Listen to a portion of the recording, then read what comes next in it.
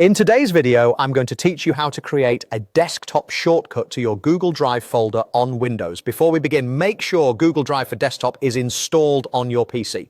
This is what adds your Google Drive to File Explorer so you can create a shortcut to it. If you don't have it yet, open your web browser, download Google Drive for Desktop from Google's official site, install it and sign in. Once that's set up, you're ready to go.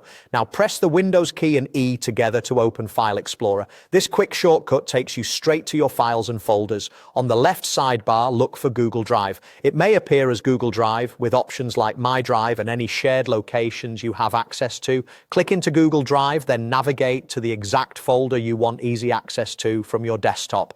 This could be your main My Drive or a specific subfolder you use all the time for projects, photos, or documents. When you've found the folder you want a shortcut to, right-click it. On Windows 11, you'll see a compact context menu. Click Show More Options to open the classic menu. From there, hover over Send To and choose Desktop, which says Create Shortcut. On Windows 10, you'll likely see Send to right away without needing Show More Options, but the destination is the same. Desktop, Create Shortcut. Windows will place a new shortcut icon on your desktop immediately. This shortcut opens directly into the Google Drive folder you selected, saving you from digging through File Explorer each time. If you ever want to rename it for clarity, you can right-click the shortcut on your desktop, choose Rename, and give it a label that makes sense for your workflow, like Drive, Invoices, or Drive on Projects. The folder itself in Drive isn't renamed, only the desktop shortcut, so it's a safe way to customize your view.